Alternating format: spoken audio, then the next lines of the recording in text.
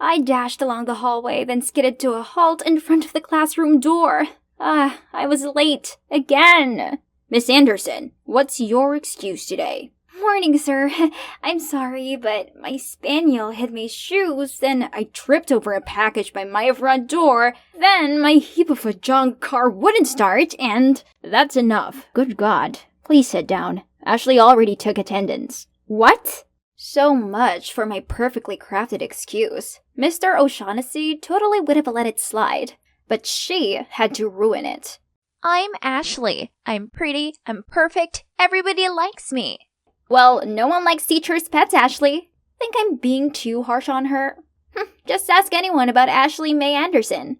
Ashley's father's a vet with a Medal of Valor. They even had dinner with the president at the White House. For her sweet 16, she rented out the swankiest club downtown for an entire weekend, and David Guetta DJ'd.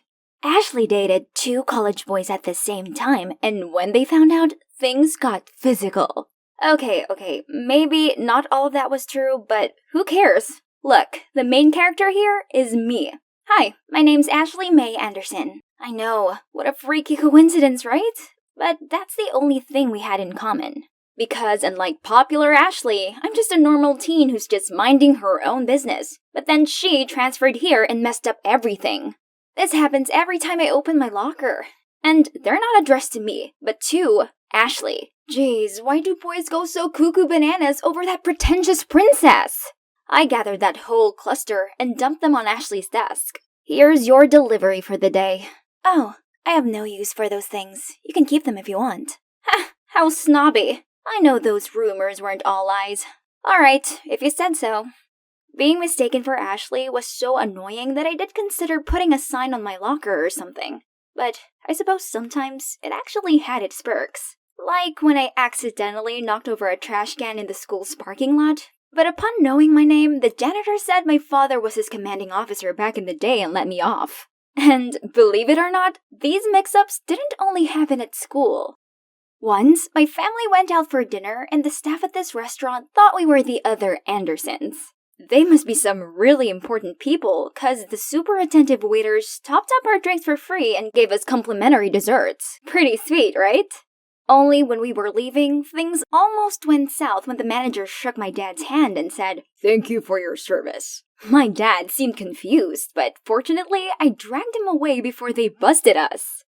I mean, Ashley's been enjoying these privileges her entire life, so it's fair I benefit a little from them. Especially since I have to endure being called her Walmart version.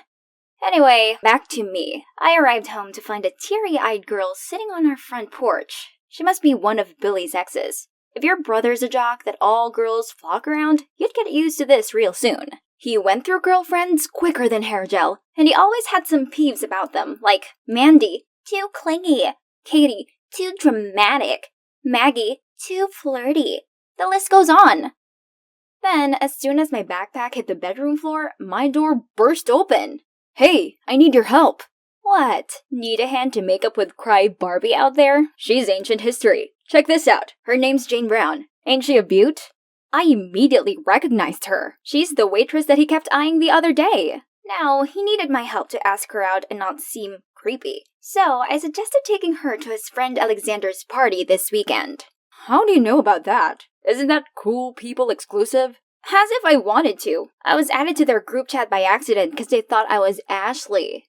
Right. Hot Ashley. You should come too. I'll be with Jane, but Victor will be there. Wait, I'll see my crush at that stupid party? Sign me up then. Jocks, cheerleaders, stuck-up kids. This place was packed with people like Billy. My brother briefly introduced me to the host Alexander, while Madison followed him around looking all shy and gooey-eyed. Wasn't she bothered that all Alexander seemed to care about was if anyone had seen Ashley? I also got to officially meet Jane, but the person I was looking for was Victor. He's so much more than just a cute face in the crowd. He's the peanut butter to my jelly. But before I could talk to him, a bunch of dudes popped out of nowhere. "This is Ashley? Oh man, I thought she was supposed to be pretty. No offense though. She's a 6 if you squint hard enough." I'm squinting now and you're barely even to yourself. No offense though. What did you say? Don't worry, you can still go after pretty girls. They just need a crate of fear first. The crowd suddenly felt silent and stared at us. This party is so lame. Peace out, losers. Anywhere is better than that stuffy elitist hellhole, but it's a bummer I didn't get to talk to Victor. He's Billy's best bro and used to come hang out at our place pretty much every day, but not anymore. Guess he's been avoiding me ever since I told him I had feelings for him. I was going to settle things with him tonight, but those jerks ruined it. Do I need to print my own t-shirt saying, "I'm Ashley, you must be looking for Ashley"? The next day, while looking for Victor, I heard someone calling my name, but I turned around only to see Alexander calling for, Ashley. So annoying. I saw him make a move on her, but she said guys like him bored her, then proceeded to list all his flaws. Oof, harsh. From then on, I tried my best to avoid Ashley, and thought my life would be light and breezy. But nope. On the contrary, I found myself in a series of unfortunate events. One day, a stack of religious magazines randomly showed up on our doorstep. But the real kicker was, they were all addressed specifically to me! And there was absolutely no way to convince my family and neighbors that I wasn't a member of the Church of Scientology. 2 days later, all of my clean clothes had some weird stains and holes on them. I had to beg Billy to lend me some of his. That day, I went to school in an old jersey, looking like a midget. Then, this Monday, I became the center of attention by showing up with my face covered in pimple patches and band-aids. Well, that's because I woke up to countless cystic acne and didn't have enough patches. This resulted in me being called the mummy for 5 days straight.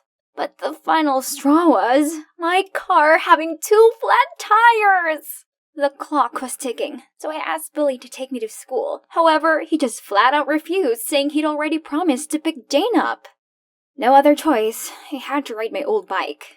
When I saw Billy's car in the driveway, my pettiness got the better of me, so I splashed my half-empty milk carton over the windshield. I'm on my way. Oh my god, you little brat! Sorry, babe, you won't believe what my sister just did. Seeing Billy's reaction was chef's kiss. You got it coming, big bro.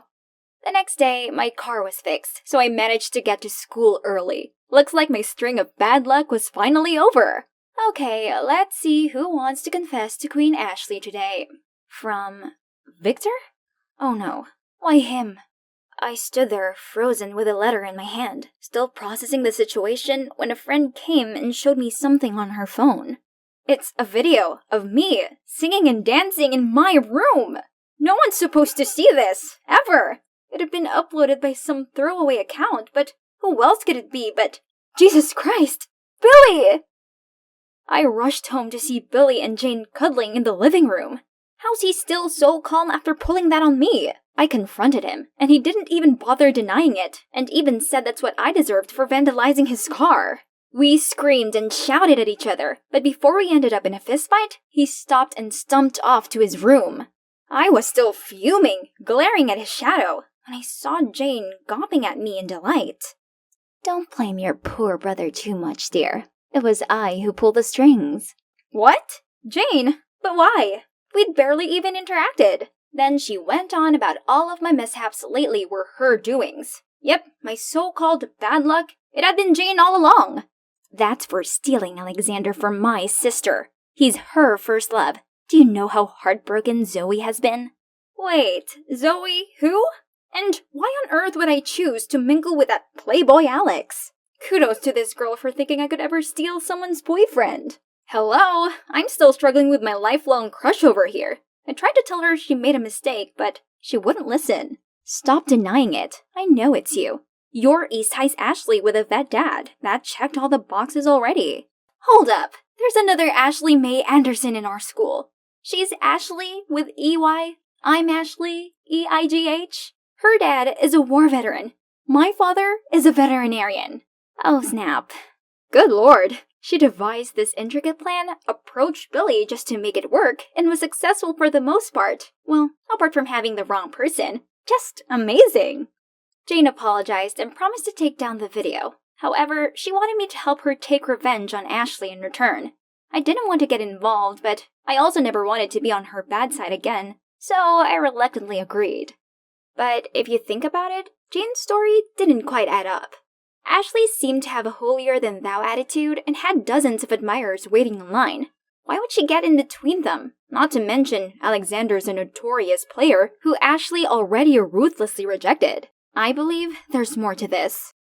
As expected, thanks to that video, my school life was now even more awkward than usual. But it didn't matter, as I was too preoccupied with Operation Ashley.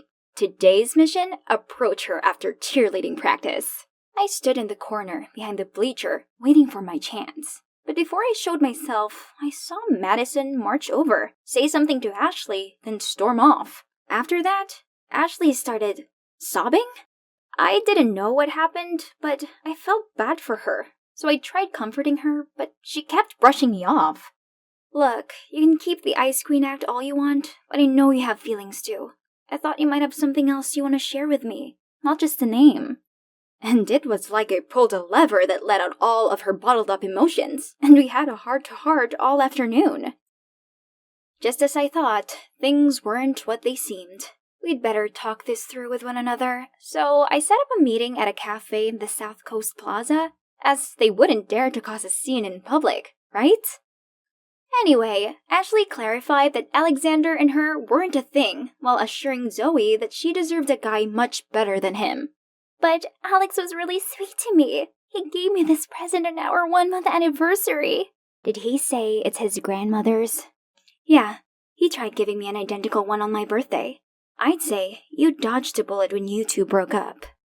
Please, look at yourself first. You two flirt with boys left and right, and still act all high and mighty. Get off that high horse. Ashley seemed genuinely hurt by Jane's words that it took her a while to speak up. I'm just sick and tired of being the popular girl who has to live up to everyone's expectations. It's too exhausting. I thought transferring here would mean a fresh start, but everyone still has this impression of me which I can't seem to change. The rest of us looked at each other in confusion when we saw how sad Ashley's situation actually was. We didn't know there were so many downsides to being high school popular. Ashley, you know you can just be yourself, right? The world will have to accept you for who you truly are. If people don't like you, then so be it. Yeah, if they don't, that's their problem, not yours. You can't fit into a mold to please everyone, 'cause there's no such thing. I don't want to agree with her, but she has a point. Let the whole world know the real Ashley. And you too, Zoe. Someday, you'll find a good guy who loves you for yourself. Alright, girls, that's settled. Now, I have to deal with my own mess. Billy found out the truth and now he's been ghosting me. But I swear to God, I'm in love with this guy. Gotta go. Bye. I couldn't believe I was rooting for my saboteur and her accomplice to be together. But here I was. Go get him, Tiger.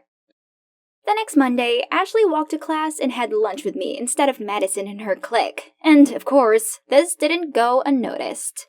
You left us for her? What is she? You're not hot, sister? Before I could clap back, Ashley stood up and unleashed her inner sass. This is me living my life as my true self. If any of you bootlickers have something to say about that, you can shove it where the sun won't shine. Sweet Mary, Jesus, and Holy Spirits! Who knew she had it in her?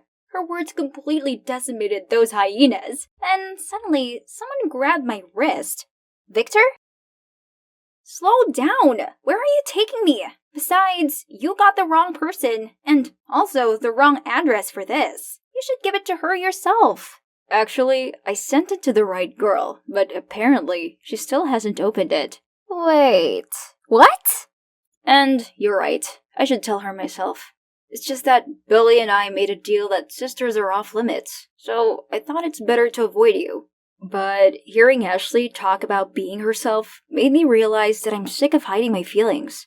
I'm gonna make Billy see how sincere I am for you. Before I do that, Ashley, I like you. And, will you go on a date with me? Yes! Yeah, I suppose that would be cool. This is beyond my wildest dream! Not only do I have a brand new friend, but also a date with my dream guy. Fortune is— Hey Beans, welcome back to my channel. I'm so cranked to introduce today's special guest, my daughter Elle. Say hi, sweetie. Hi, we're making butter from scratch today. I'm so excited. Elle, can you please do this properly? Mom, it's the 6th take already. I can't even feel my arms anymore. If you're still not satisfied, then film it yourself. Hey, I'm Elle, a high school student living in Wisconsin with my mom. From the outside, there's nothing out of the ordinary about us. Well, except that my mom's a vintage holic. See, she in fact became a famous YouTuber for her 1950s lifestyle. Living like this was such a hassle, but that's what puts food on our table, so I had to put up with it. However, sometimes Mom even insisted that I join in her videos, like today. Ugh. Not just that, whenever we went out together, she made me wear the cheesiest vintage dresses, so I wouldn't ruin her aesthetic. As a hip-hop dancer, it was torture. See? I sure look way better in these clothes. Oh dear, what are those awful threads? Here, try this. It's really the bee's knees. Bee's knees, she said? More like Granny. Ah, so pretty. Auntie, you have such excellent taste. That's Daisy, my cousin, and also schoolmate, who gets along much better with my mom. Jeez, I can't let this hideous dress go home with us. If you like this so much, why don't you just take it instead, Daisy? Mom then walked to the counter with some more tacky clothes, ready to pay, but... Gee, where did I put it? Guess I'll come back another time. Oh, missing something, Mommy? It's okay, Mrs. Faye. You're a regular, so you can pay us next time. Wait, what? No! So, now I had to wear this ugly dress to the boring event Mom was dragging me to. Because the more the merrier. On the way there, Mom was talking a blue steak about how I should behave at the bash. When suddenly, huh? What now? Awesome! This must be the 3rd time this hunk of junk has broken down this month. Isn't it fantastic? And we don't even have phones to call for help. Elle, I've told you, it'd be ridiculous to show up with smartphones while dressing like this. Besides, people used to live just fine without them. Stop relying on them so much. Trust me, some nobleman will soon come to our rescue. Stay here and wait all you want. I'm gonna go look for a garage. But I only managed a couple of steps before a fancy car pulled over, and an old man in a suit stepped out and offered to help. Turns out he's one of Mom's subscribers and even asked for a picture. Thank you so much for saving my chariot. You're the ginchiest. Gosh, here she goes again with her old-timey slangs. Eventually, we reached this Antsville, and as soon as we arrived, Mom immediately ran to her celeb friends and posed for photos, leaving me lost and confused. While I was trying to navigate through this madness, some whispering caught my attention. Isn't that Faye? She's so extra. I can't even get past the first 5 minutes of her videos. Oh yeah? And still, Mom thought the whole world was her fan. I don't get why she wanted to be here with these fake people that much. I was not having any of that stuffy place, so I went outside to get some air.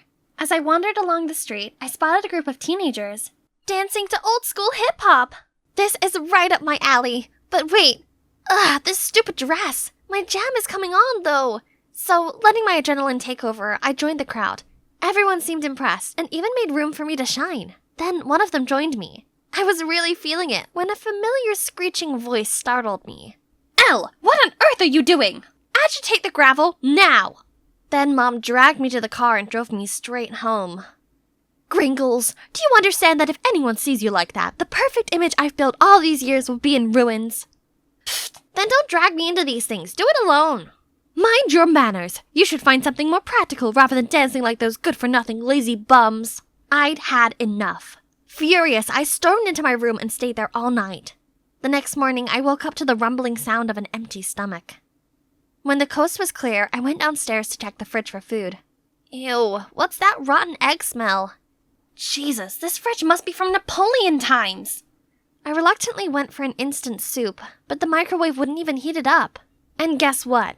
My mom spent over $500 just for this thing's useless 50s look. Then I decided to put on a movie to blow off some steam. But the ancient TV wouldn't turn on either. Unbelievable! Is there anything in this rusty dollhouse that actually works? I need to get out of here before going insane. Oh, there's a new family moving in next door.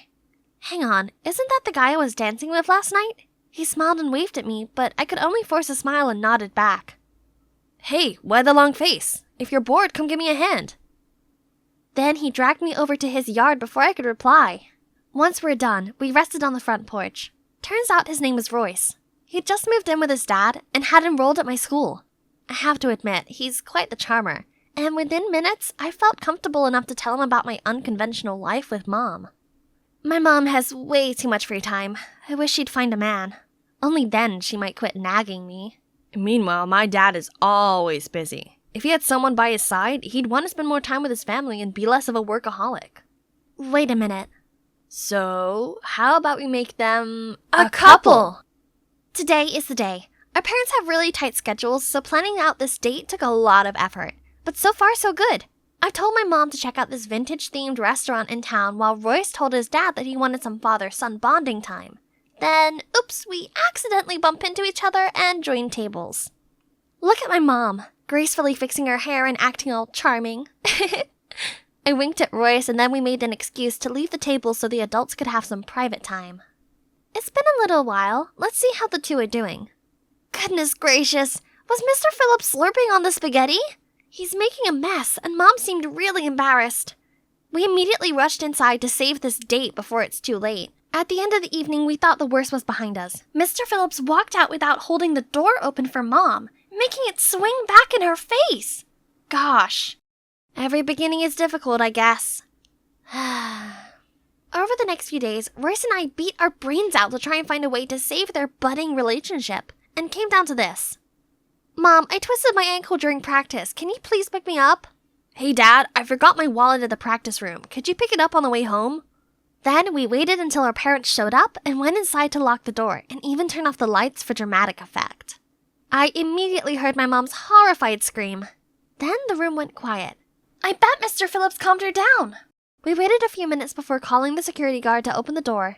But contrary to our expectations, the one being hysterical was Mr. Phillips, who was now sobbing in my mother's arms. Wait, what? Turns out Royce forgot that his dad, who always sleeps with the light on, is in fact nyctophobic. There goes plan B.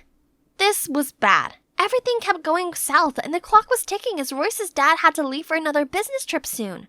We can't accept defeat like this. There must be something your dad's really good at, right? I don't know, he's good at fixing stuff. Ha! Then we know what to do next.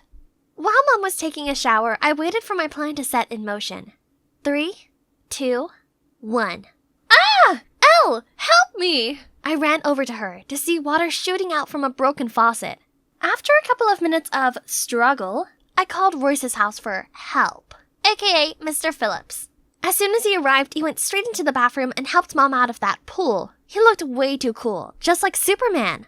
Now, time for his forte to speak up. As expected, he fixed it all in a blink, and Mom even invited the two of them to stay for dinner as a thank you. Great! During dinner, Mr. Phillips kept praising my mom's cooking.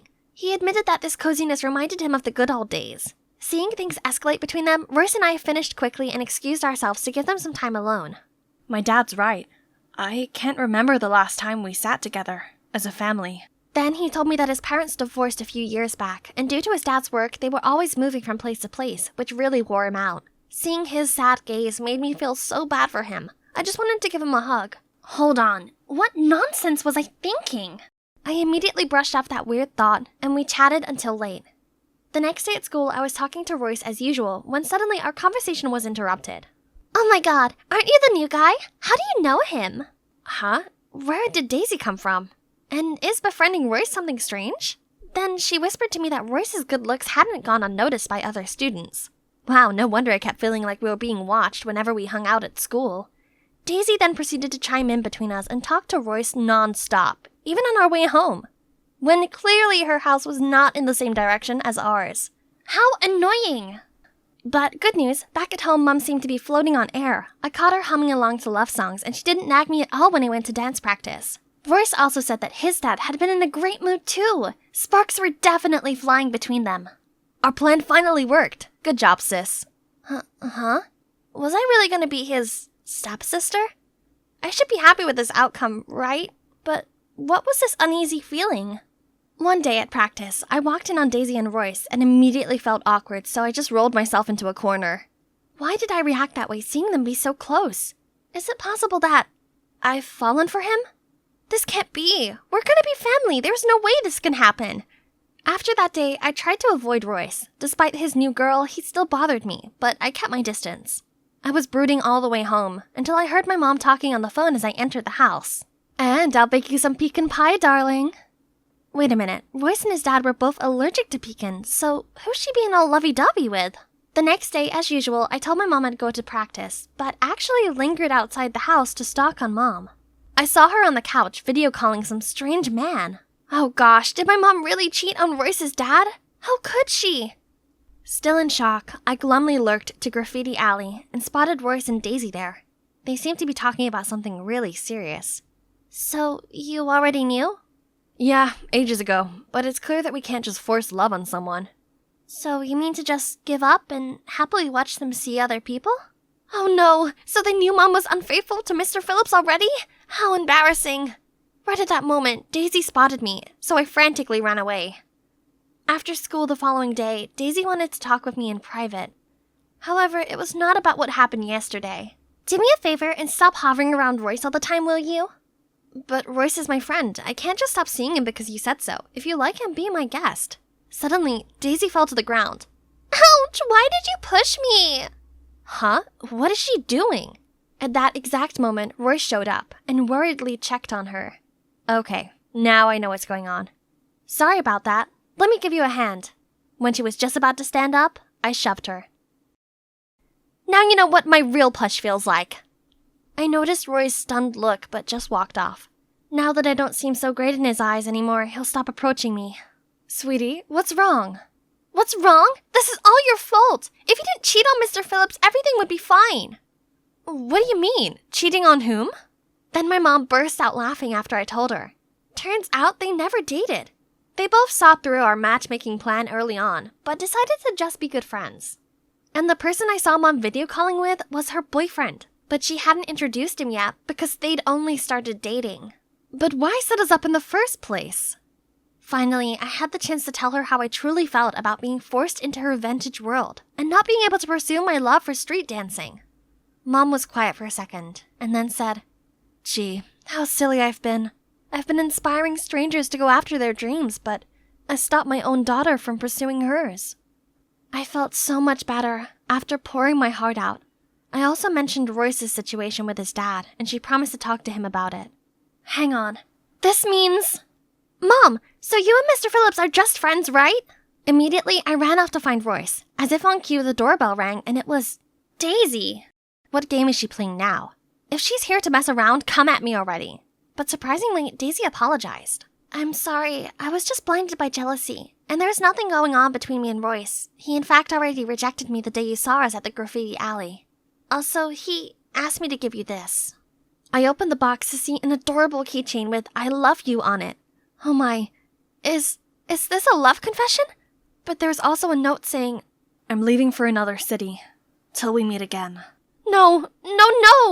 I sprinted to his house right away. Oh Lord, he's already packing. Without thinking, I hugged him and started sobbing. So, you read my message? Yeah. And what do you think? I feel the same. But you're leaving for real?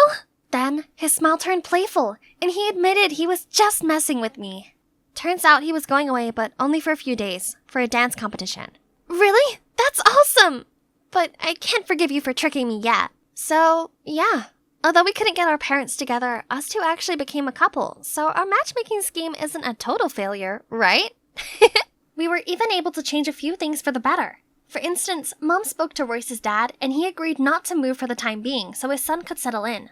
Mom also promised to check in on him when his dad's away on business. As for our family, my mom no longer tried so hard to act like she's not living in 2023. She now sometimes includes modern elements in her vlogs as well, and I even become a regular guest on her channel. Hey Beans, today my fiancé and I are baking this fab coconut cake, along with my daughter and our boyfriend. They are hip-hop dancers. Check out their channel if that's something you fancy. They're really the cat's pajamas. Hi, it's me, Lou again. In episode 1, I moved into Plutus Heights, and everything was going well until David showed up and rocked the boat. He told everyone I was his girlfriend, and at first, I was weirded out. But then I started to think maybe he was actually a pretty cool guy. Well, then he went and ruined that by asking me out on a date only to show me off, which resulted in him going to jail for drunk driving. As I bailed him out, he asked me if I wanted to be his girlfriend for real. To be honest, when he told me that he liked me, I was pretty moved. His deep voice and sincere look really touched my heart. But then reality hit me. David was still too young and ebullient. He probably just wanted me to be his girlfriend due to his contemporary feeling. So I held my breath for a second and replied to him, "David, I'm sorry, but I don't think I could be your girlfriend now. I think we'd better have more time to get to know each other." He seemed disappointed, but managed to give me a hug and said, "Yes, as long as you want." After that, we went home. And as we got home, no one even asked if we were fine and what just happened to us. Instead, Mark just blurted out, "David, you loser. You need to rely on girls to help you? Come on, bro. Sort yourself out." Then he smirked at me. Ugh, what was wrong with Mark? David was his cousin. How could he be so heartless? This was too much. It made me so angry. I honestly couldn't hold back my feelings. So I said to Mark, "Hey, if you don't have anything nice to say, then just keep your mouth shut, Mark." Seriously, I couldn't stand Mark one bit. Out of all the guys living in our home, Mark was the worst. He was just so rude. And from how he treated us at the investment club, it was clear he didn't respect anyone. One time, the club had a meeting to discuss an investment plan for a fancy restaurant for rich people in Las Vegas. And seeing as my family were in the restaurant industry, I plucked up the courage to share my ideas.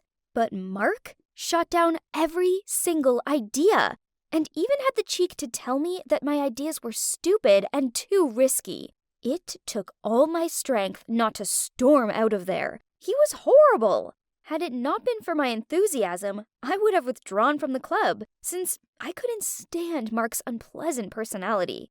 Talk about the project. After 2 months of non-stop researching, it came to my most exciting part. We were about to fly to Vegas to check out the market. Our group had 4 members, and we gathered to board the plane. When we boarded the plane, Mark deliberately pushed past me so he could get to his seat first. Such a man! Was he still pissed off when I told him to shut up? The trip went quite successfully. We had gathered a lot of useful information for our investment plan. After working hard on our project, in our last night in Las Vegas before flying back to New York, we went to the casino to blow off some steam.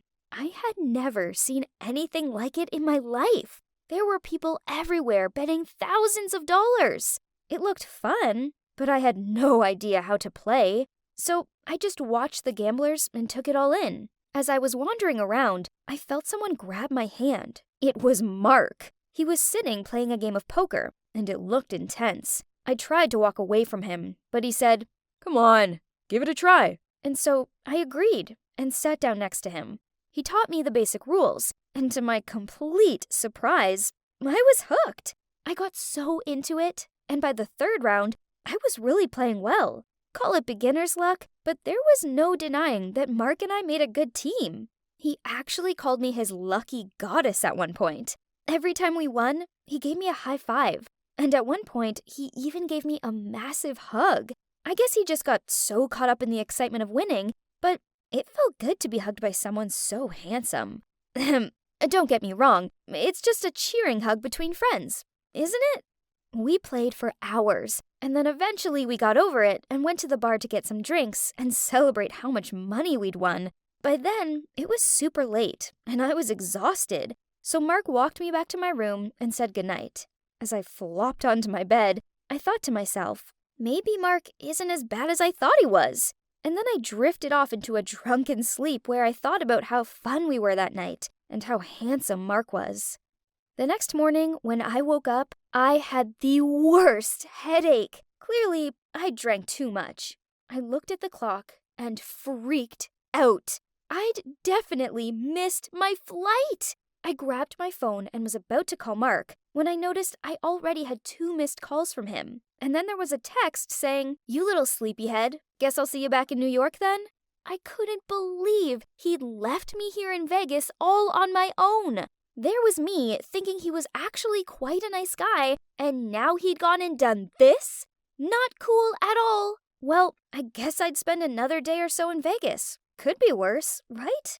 I lay in bed for a while trying to get over my hangover, and then I went onto Facebook. I couldn't believe it. Jeremy had posted a status checking in to Las Vegas.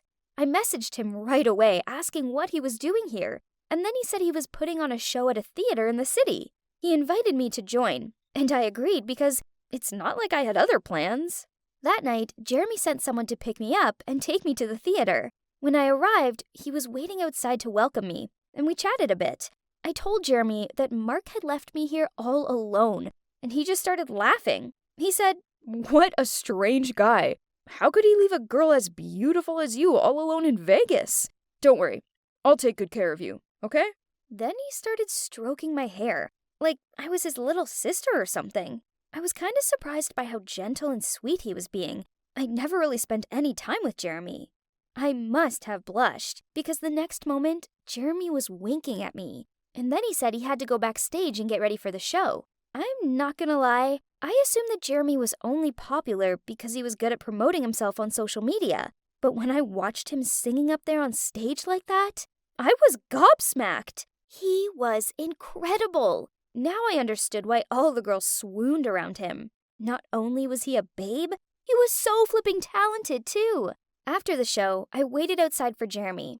And then he said I could fly back to New York with him in his private jet, and that his driver would take me to the hotel to get my bags. Wow, what a nice guy. We basically talked the whole flight. Chatting to Jeremy was so easy, and it was so comfortable. For someone so famous, he was pretty down to earth. I really enjoyed his company. Turns out, being left alone isn't too bad. I got to know Jeremy more and have an enjoyable experience. We arrived home early the next morning, and we were both so tired, I went straight to bed and slept until after lunch. When I woke up, I played on my phone for a bit, scrolling through social media. That's when I saw it. An article had gone viral that Jeremy was having an affair with me. There were photos of us at the theater and even a photo of him stroking my hair. I started to panic. This was all just some crazy misunderstanding. How had I got caught up in the world of showbiz and gossip? I panicked and didn't know what to do next. While I was puzzled and worriedly scrolling down the pictures, suddenly my door burst open and Naomi barged into my room. Hi, it's me, Lou. I'm back again to share the next part of my story with you. Firstly, here's a quick recap.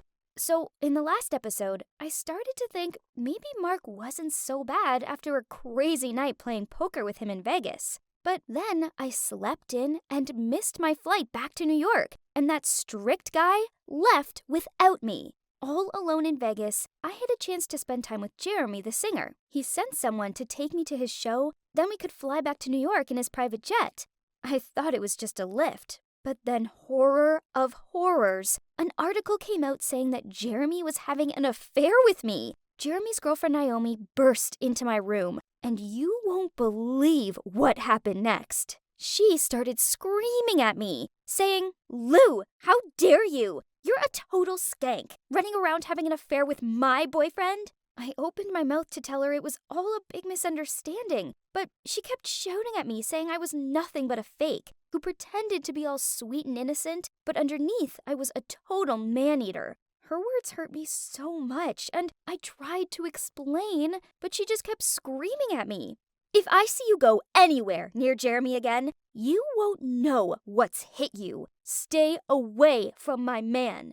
I was almost in tears by this point, and I said, "Naomi, please, I didn't do anything. The paparazzi got it all wrong. We didn't even hang out." But Naomi wouldn't hear it. As she walked out of my room, I said, "I really didn't do anything, and you should confront your boyfriend about the article before rudely humiliating me like that." She shouted one last thing.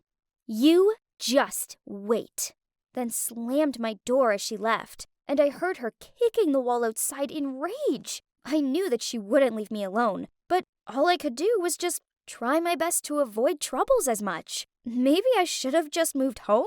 Ever since I'd moved into Plutus Heights, it had been nonstop drama, and it just got worse. Every time Naomi saw me in our shared space, she'd storm away like I was a disease or something. One time I walked into the kitchen, she grimaced at my face and said, "Ew," and walked out. It was so awkward, but no one else seemed to notice or even care. They were probably used to Naomi acting like this. I got tired of it though, and avoided her as much as I could. That was until our investment club teamed up with her fashion club to work together on a fundraising project. We were putting on a fashion show to get investment for a fashion business project, and I was the host of the show, while Naomi was managing the modeling team and arranging everything that happened backstage. We rehearsed at our college, and Naomi always went out of her way to put down my ideas, and even got the models to do things wrong just to humiliate me. For example, I would announce designer A's outfit coming down the catwalk as a stylish fishtail dress, and she'd get the model who was wearing designer B's fluffy dress to walk out instead. Then on stage, I'd have to quickly fix what I'd said. It was so childish of her, and made me look so unprofessional. The fashion show was going to be held at an epic beach resort, with the catwalk leading down to the ocean. And as the models walked up and down, the sun would be setting right behind them. It was going to be amazing, as long as Naomi didn't ruin it for me. I heard the resort belonged to Will's family. Even though they had no interest in fashion, they'd agreed to sponsor the event as a way to promote their luxury car brand. So Will was there to help us. When the day rolled around, Mark was there as the investment representative. Jeremy was invited to perform, and of course, David was there for the hot models. So all the guys in our mansion were present at the event. Even though none of them were really there to specifically support me, I felt less nervous seeing some familiar faces. It was getting close to showtime, and I was working with the stage lighting team when suddenly someone bumped into me. I couldn't believe it. It was Naomi, and her glass of red wine went all over my brand new white dress. She pretended it had been an accident, but I knew exactly what she was up to. I wanted to scream, but luckily, I had a spare outfit in my bungalow, so I ran back there to change quickly. While I was changing, I heard someone outside my door. I hurried over to check who it was and was disgusted to see Naomi rushing away. I tried to open the door to ask what she was doing, and that's when I realized what she'd done. She'd locked me in! I managed to look out the window and see a huge metal padlock and chain on the door. I was stuck, and it was all Naomi's fault. How could she do this to me? I ran to get my phone to call for help, but I couldn't find it anywhere. I must have left it with the scripts near the stage, trying to run back as fast as I could. And when I tried to use the landline, the line was dead. Someone had cut it. Naomi was trying to ruin my life. My bungalow was far away from the main part of the resort, so no matter how loud I screamed, no one would hear me. I watched as the sun went down and knew it was time for the show to start. All the effort I'd put in over the past few weeks was for nothing. Everyone would be so angry at me. They'd been working nonstop for weeks, and I'd ruined everything. This was exactly what Naomi wanted. I ran around my room trying to find another way out, but even the windows were locked. It was hopeless. Time counted and kept counting, but there was nothing I could do. I threw myself onto my bed and cried myself to sleep. I don't know how long I drifted off for, but the next moment I heard someone roaring, and the next second the sound of the metal padlock fell on the floor and woke me up. I ran to see who it was, but there was no one there. Only the broken lock and chain were lying on the ground. Someone had saved me, but who? And that's when I noticed something glowing on the ground. It was some kind of cufflink, and it had an M carved into it. It must have belonged to whoever had saved me. I was still so depressed about missing the show that I didn't even give it much thought. I picked it up and ran to the stage where the show had taken place. By this point, it was after midnight, and everyone was packing up and cleaning. One of my teammates from the investment club saw me and gave me an angry look. I ran over to explain to him that I'd got locked in my room, but I didn't tell him Naomi had done it because I didn't want to screw things up with Plutus Heights. Then my teammate told me it had all worked out okay in the end because Naomi had stepped in and taken my place as host. and that she'd done an amazing job. Of course. This was her plan all along. She'd seriously taken her jealousy too far this time. The next morning, I drove home early and immediately went to Naomi's room. I was so angry and wanted to give her a piece of my mind, but I suddenly stopped in my tracks when I found her staring at her phone, crying her eyes out. Turns out, the night before, Jeremy had been caught with a model from Naomi's team, and he still hadn't come home or been in touch with her. Even though she'd ruined everything for me, I still felt sorry for her. I couldn't help it. She looked so sad. It seems like I'm not your only rival, huh? I sat down next to her. She glared at me with teary eyes and said, "I'm not sorry for what I did. You deserve it." I tried to stay calm. If you listened to my explanation and was conscious enough to confront your man about what happened, instead of just believing anything they said, you'd realize the situation wasn't that bad. There was nothing between me and Jeremy, and maybe this case is the same. She looked up at me and wiped her tears, and then she started apologizing for everything. She even gave me my phone back and said she'd been so immature. I just laughed and took my phone and said, "Let's put all of this behind us. It was just a big misunderstanding. Friends?" She looked surprised, but smiled and said, "Friends." After that, Naomi and I became closer. It seemed like she was really lonely. She avoided talking about Jeremy at first, but I knew she couldn't stop thinking of him. It'd been a week since the scandal with Jeremy and the model. They'd been avoiding each other. One day, she told me that she decided to host a home party as an excuse to create some time and space to have a frank talk with him. Such a girl. She always has her clever way out of trouble. So she messaged us all in our Plutus Heights WhatsApp chat to arrange a party. None of the boys seemed very excited about it. However, our house has a rule that no matter what, we can't miss a home party that is hosted by one of us. So they all had to join. Will was in Arkansas at his family's private ranch to do his annual hunting, so he invited us all there instead. I couldn't believe Will was a hunter. He didn't seem like the type at all. So, well, I guess you can't judge people on how they look. Anyway, Jeremy said that we could get a lift on his private jet, but Mark said he'd fly by himself as he had a business trip nearby. I wasn't so keen to try hunting. It looked seriously dangerous, and I had no idea how to use a gun. So all of us newbies just watched from the observatory tower and looked through the binoculars to see what Will was up to. It was actually pretty cool. Will was riding a horse and was chasing a wild deer. I'd never seen anything like it. When I said, "Wow, guys, how cool is Will?" no one replied to me. Seemed I was the only one interested in it.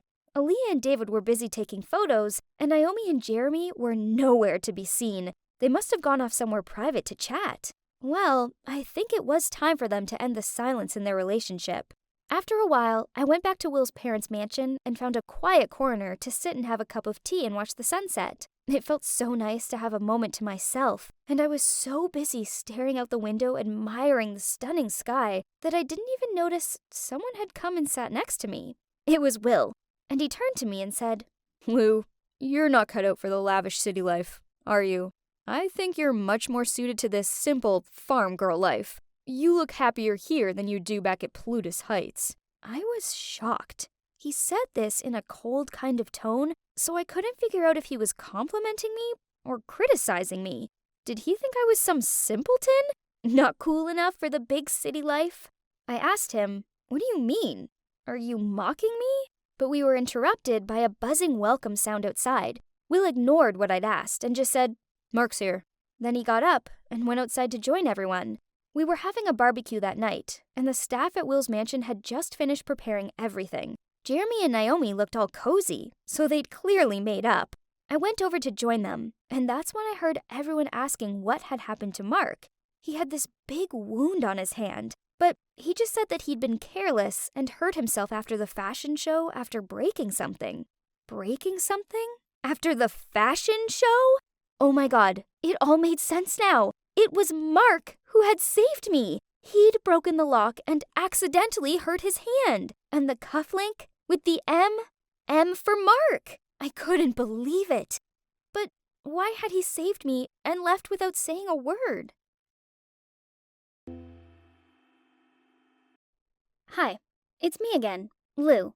In the last episode, Naomi went crazy at me when she thought Jeremy had cheated on her with me. Then she took it too far and tried to destroy my reputation by locking me in my room so I wouldn't be able to take on the host role of the fashion show. Luckily, a mysterious stranger rescued me. All I knew was that he wore cufflinks with the letter M on them. After that, just when I wanted to give Naomi a piece of my mind, I saw her crying as she found out Jeremy was with another girl. I comforted her and we made up. Then we all went to Arkansas to Will's family's hunting ranch, and that was when I realized who had rescued me that night.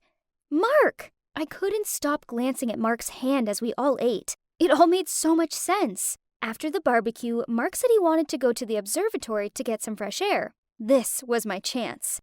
I waited a bit, and then I headed over there so I could thank him. When I got there, Mark glanced at me, but then he turned back and kept looking at the view. I took the cufflink out of my pocket and showed it to him. Then I smiled as I said, "So you're my knight in shining armor then?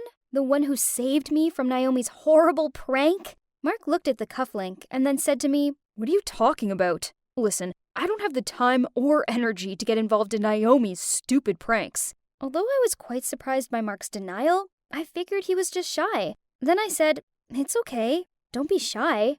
I just want to thank you." But before I could even finish my sentence, he'd walked away. All right, I know this guy's stubbornness. If he didn't want to admit it, I would not bring it up again. So I just smiled and put the cufflink back in my pocket and headed downstairs. After that night, I couldn't stop thinking about Mark. Why had he rescued me? I thought he was the worst when I'd first met him, but that night in Vegas, we'd had so much fun. But then he'd left me all alone. But then he'd rescued me.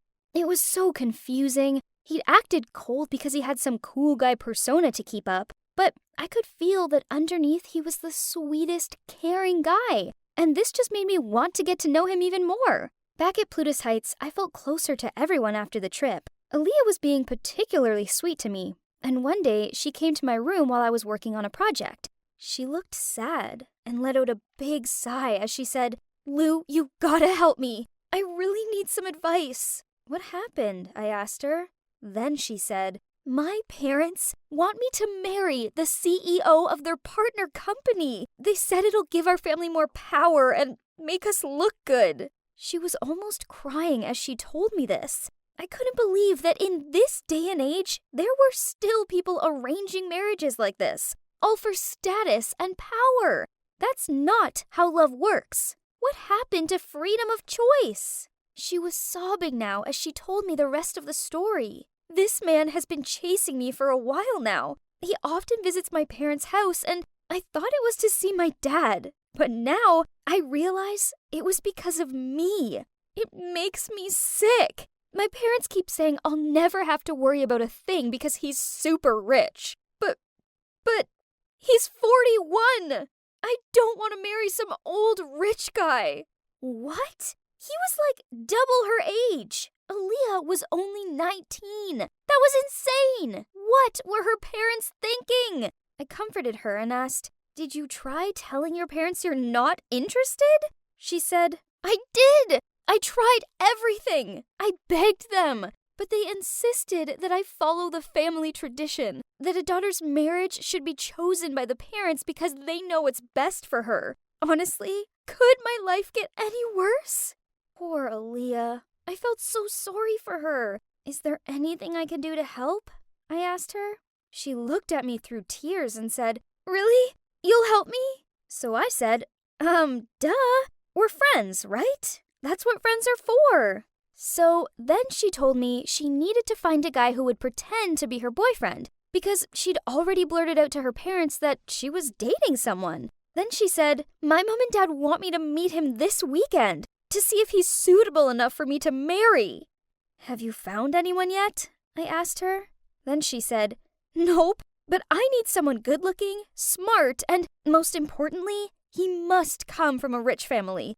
Out of our friends, the only one who ticks all of those boxes is Mark. And, okay, I'm going to be honest with you now.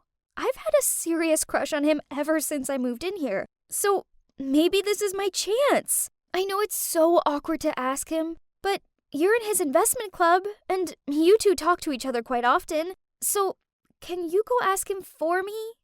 Please? Okay, I didn't like this idea one bit. Aaliyah said she had a crush on Mark, huh? I weirdly felt so uncomfortable knowing this. Suddenly, I realized that I seemed to have a crush on him too. Ever since returning from the trip to Will's hunting ranch, he had always been the last person I thought about before falling asleep. But then, maybe it was just to trick her parents. And she was my friend. I had to help her, right? So, I told her I'd chat to Mark. Gosh, I'm a good friend. She was so happy and said, "Oh, Lou, thank you so much. Make sure he knows it's not for real. It's just a favor. He'll be saving my life." Okay, cool. So it was all just to please her parents. It wasn't real, and I had nothing to worry about, right? Aaliyah had been such a good friend to me, so this was the least I could do to help her. The next day, on the way back from the investment club, my car stalled right in the middle of the road and wouldn't start. I had no idea what was wrong, so I had to call and get assistance. As I was on the phone, I noticed Mark's fancy convertible parked next to me. "Get in the car," He said. "I just called the towing service." OMG, I couldn't believe it. Once again, he showed up just when I needed help. He really was my knight in shining armor. I got into his car, and there was this super awkward silence. Then I plucked up the courage to speak to him. "Mark, are you free this Saturday? I wanted to ask if you could do me a favor. Would that be okay?" "I'm never free," he replied. "Oh, okay. I mean, I knew he was a very busy person, so it was stupid of me to have even asked him. But then he said, "What do you need?" "Oh, so he was giving me a chance." I then told him Aaliyah's story and then nervously asked him if he'd pretend to be her boyfriend to impress her parents. I did not expect Mark to respond in the way that he did. He just laughed and said, "How childish. Can't you think of a more convincing way? Aaliyah should just prove to her parents that she was mature enough to make her own marriage decisions." Aaliyah tried, but it was hopeless. I put on my most persuasive face and stared at him with my puppy dog eyes all sad. This face always won my parents over, and I really hoped it would touch his heart too. He took one look at me and looked like he was about to laugh, but then he said, "Fine, but just this one time, okay? I don't want to get caught up in all this immature love drama." Yes, it had worked! Without even thinking, I reached over and gave him the biggest hug. I couldn't stop smiling. In a second, I secretly wished it was me who got to take him to dinner with my parents instead of Aaliyah. Then, something crazy happened. Saturday rolled around, and Aaliyah invited me to the dinner too. She thought it would make things less awkward because her parents already knew me, and I may help the conversation flow. Well, things didn't exactly go to plan. After only 10 minutes of sitting together, Aaliyah's parents outright said that Mark didn't deserve Aaliyah, that his family wasn't prestigious enough, and that they'd only gotten rich from investing in some land, and that it was just luck, not hard work or talent that had got them to where they were today. I looked over at Mark. His face was bright red, and I knew how much this was hurting him. For a guy with high self-esteem like Mark, this was just too much to bear. He immediately stood up and politely excused himself, then walked out of the restaurant. Aaliyah got up to chase after him, but her mom grabbed her arm and stopped her, so I went instead. When I got outside, I tried to pull Mark's hand back, but he pushed me away and shouted, "Are you satisfied? They just insulted my whole family.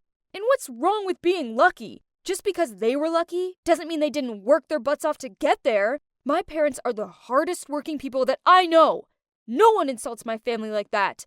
No one. Do you hear me? Now leave me alone. You and Aaliyah, stay away from me."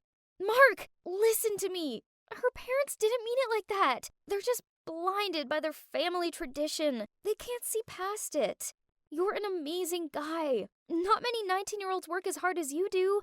You're so talented, and I admire you for this. Honestly, you're so inspiring."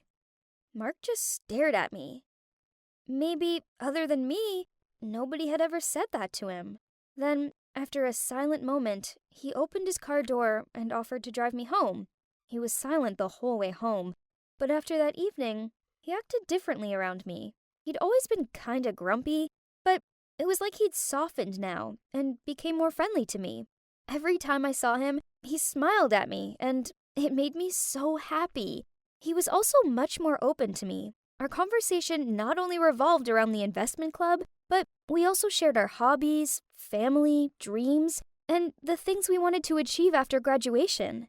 The more we talked, the more I realized how talented and determined he was. His strictness in the club was actually how he trained himself and others to achieve their goals. That really made me admire him. And I'm not gonna lie, that admiration in me was slowly turning into a special feeling. Well, I think it could be love. As for Aaliyah, after that incident, she apologized to me and Mark for getting us involved and said her parents were so traditional. Other than that, she never mentioned this crush she had on Mark again, and I felt relieved. At least I could comfortably hang out with Mark and dream of a further future between us without having to worry that it would upset Aaliyah. And then one day, Mark asked me if I wanted to go to the grocery store with him to pick up some snacks for our Plutus Heights movie night. I happily agreed, and in the store, Mark suddenly turned to me and said, Can you hold this, please? I turned around to take whatever he was holding and said, Sure, what is it? Then he grinned and said, My hand. In the middle of the store, he grabbed my hand and didn't let go. OMG! I couldn't believe it! This was the most romantic thing anyone had ever done for me. I couldn't believe how much he'd changed. He was so cute. I blushed and held his hand tighter. In that moment, I'd never been happier, and I wanted Mark to be by my side forever. Stay tuned for Season 2, where the drama of Plutus Heights continues. Will things develop between Mark and I? Only time will tell. Hi again, it's me, Lou.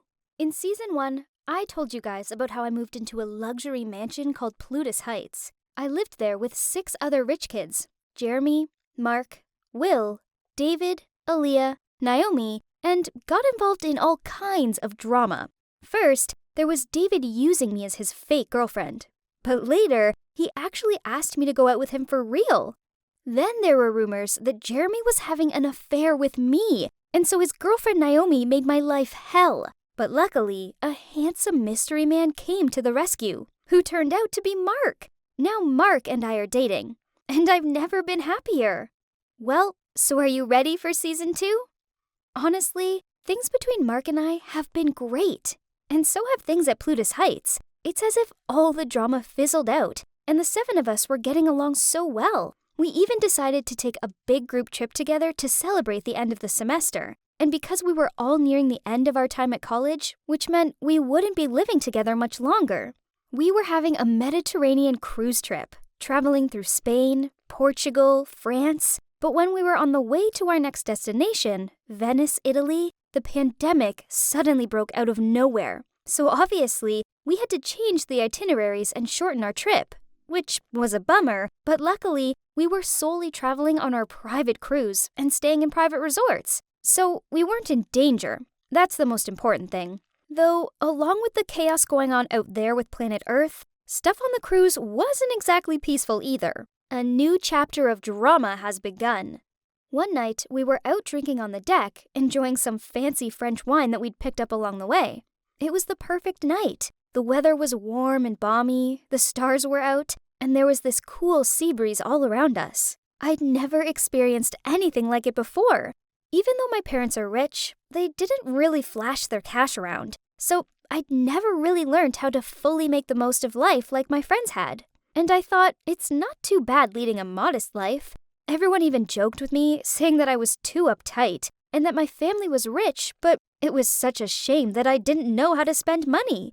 They were probably right. I really should let loose a bit and enjoy life a little more, as trips like this have been really fun.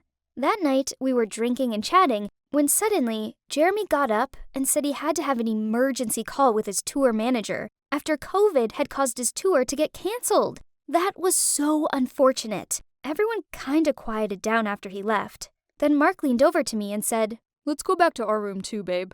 and that's when Aaliyah looked over at us and whined, Ew, get a room! I can't stand watching you two lovebirds. Then she got up and left. It was kinda awkward, but David quickly interrupted and said, What is wrong with you guys? You're such party poopers. Stop killing my vibe. Listen up. No one is leaving until we finish this bottle. and at that, he popped open another bottle of champers, and we all cheered. We ended up staying up super late, reminiscing about the trip so far, and looking at all our photos. It was so much fun, and we all had a good laugh. At one point, Naomi popped up from her seat. Oh, Lou, remember that pic I took of you at Parkwell? That one was so funny. It's on Jeremy's camera, though. Let me go get it. Oh, and where's Aaliyah? Let me go get her, too. Then she ran off in excitement. We were all tipsy by this point, and in a good mood. We started talking about where we'd go next on our trip, and I suggested we should make this an annual thing because it had been so much fun. But just as I said that, I heard someone yelling. It was Naomi, and she didn't sound excited anymore. She was super angry. I can't believe it! In our bedroom? Jeremy, are you for real? You're cheating on me in our own room? What is wrong with you? Oh my God, Jeremy was a serial cheater. Poor Naomi. And then I started to panic. Who had he been cheating with? Please tell me it wasn't Aaliyah. We all ran to the room, and I prayed so hard that it wouldn't be her, because then our friendships would all be over. The whole way to the room, we could hear Jeremy and Naomi shouting at each other. I am speechless, Jer. What do you have to say for yourself, Naomi screamed. Then Jeremy said, I thought it was you, babe. I'm a bit drunk. And she came into the room and it was dark and... Then Naomi interrupted, saying, What? You thought it was me? You're drunk, but you're not blind. Look, we look nothing alike. You've sunk too low this time, Jer. We caught up with them, and when we looked into their room, Jeremy was on the floor begging Naomi for forgiveness, and there was another girl on the bed. The maid! Oh my God, he cheated on Naomi with the maid. But at least, thank goodness, it wasn't Aaliyah. It could have been so much worse. Eventually, Aaliyah showed up to help me calm Naomi down, and that night, the three of us slept in Aaliyah's room. We couldn't leave Naomi alone because she was so upset. I couldn't believe how everything had just changed in the blink of an eye. One moment we were having the best vacation of our lives, and the next, it was all a mess. Naomi only fell asleep around 3 a.m., and I only know that was the time because my dad suddenly called me. I would have thought it was strange, but it was still evening back in New York. Maybe he was missing me. I was actually relieved to speak to him, and I excitedly said, Hi, Dad. What's up? But as soon as I heard his voice, I knew something was wrong. He didn't sound happy at all. Pumpkin, there's this thing, you see. Our company, well, it's having some trouble. This pandemic is so harsh. Could you come home soon? I really need your help. After that call, I couldn't sleep a wink. I was so worried about my family. The next morning, I told everyone what had happened, and they were so understanding. Will even offered to lend me his private jet so I could get home ASAP. Mark decided to come with me, so we packed up and got ready to leave. I felt so bad leaving Naomi after what had happened, but now I had my own heartbreaking news to deal with too. When we got home, my mom and dad sat us down, and it took a few minutes to tell me what was going on. The truth was, my dad had just filed for bankruptcy. It felt like my whole world had just come crumbling down around me as I heard my dad tell me. My whole body was shaking, and all I could say was, No! What? Then my dad explained. I'm afraid we just couldn't survive this pandemic. Our branches in Asia have been frozen for months, and now in Europe too. The domestic ones don't seem to be able to hold up for long either. It's been so hard, and there's nothing we can do now. But don't worry, Pumpkin. Just finish your studies. That's the important thing. We can still afford your last semester. Go get that degree, then come help me revive our company, okay? By the time he'd finished speaking, he was choked up, and we both started crying as he reached out to give me a big hug. I had to be strong and push through my last semester and graduate, no matter what. But it wasn't going to be easy. The news was already out. It was all over the internet, and even in the newspapers. Everyone knew my family had gone bankrupt, and I felt like all eyes were on me everywhere I went. It was so stressful, and I knew people were whispering about me. I was nervous to go back to the investment club, aka the rich kid club, because I knew they'd look down on me and my family now. And they did. Now, they made me do tasks that only newbies had to do, like collecting data and stuff. One time, we had a team meeting, and Mark needed someone to be team leader for the upcoming project. Who do you guys think will be suitable for this task? Mark said. To be honest, I didn't care. My head was elsewhere, worrying about my family's situation, but I quickly snapped back as I heard a girl mentioning my name. Anyone but Louise, because obviously, her family's company is dead. We don't want her to push us into bankruptcy too. Everyone laughed, and I was so humiliated. I almost burst into tears in front of them all and had to clench my fists and bite my cheek to stop myself from embarrassing myself even more. Suddenly, Mark slammed his fist down on the table and told them off. I was so grateful to him, but at the same time, embarrassed. I felt so vulnerable all of a sudden. But at least I had Mark. He was the only good thing in my life at that point. Even though he was my shoulder to lean on and we told each other most things, there was one thing I'd been hiding from him. Ever since we got back from the cruise, I'd been receiving hate mail. At first, I thought it was just some kind of prank, but now it felt serious. I was too scared to bring it up, as I didn't want to make the tension at Plutus Heights even worse. Things between Jeremy and Naomi were awful, and Naomi was moving out. So the last thing everyone needed was to hear about my hate mail. It started with a letter that said, "What are you still doing here? You don't belong with the rich kids anymore." Who would say this to me? I didn't want to suspect any of my friends. I mean, why would they say that stuff to me? Plus, the message was made up from cut-off letters in magazines, so I couldn't even base on handwriting or anything to tell who it could be.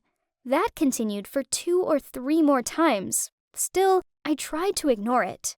But one night, after an exhausting day at school, I threw myself onto my bed and picked up my favorite book. But as I opened it, a letter fell onto me. More hate mail! This one said, "So you're still here? Becoming a gold digger now, are you? We all know you can't afford to live here, and no one likes you anyway. So get your poor ass out of here. You're ruining our reputation." That was the cherry on top. I already felt stressed at college from all the gossip, and now I didn't even feel safe in my own home. This wasn't a home anymore. I immediately got up and packed my suitcase, crying as I did it. It was simple. I'd just leave. I hoped they'd all be happy now. It was already late, so everyone was in their rooms. I couldn't face seeing them, so I dragged my suitcase as quietly as possible downstairs to leave the house. I didn't even think about where I was going. I just figured I'd get out, find a cab, and go stay in some motel near the campus. As I was walking, I heard a car honking from across the road. Lou! Hey, Lou! Is that you? What are you doing outside this late? I turned around and saw it was David, and as soon as he saw me with tears streaming down my face, he leapt out of the car and came running over to me. Hey, what happened? He asked me. "I'm leaving," I told him through tears. "That's what everyone wants, right? I'm sorry I bothered you all for so long." He looked confused and said, What? Who wants that? I don't. Come on, don't be ridiculous. Come back to the house. Let's sort this out. I refused and told him to leave me alone, but he'd already grabbed my suitcase and then he grabbed my hand and made me get in the car. I was really crying by this point as I told him about the hate mail, and he was so mad. As soon as we got home, he shouted at the top of his voice, "Emergency meeting now! Everyone wake up!" Then he ran around the house knocking on everyone's doors, even though I tried to stop him. Hi, it's Lou back again. If you remember, in the last episode, I told you that we decided to take a big group trip together to celebrate the end of the semester.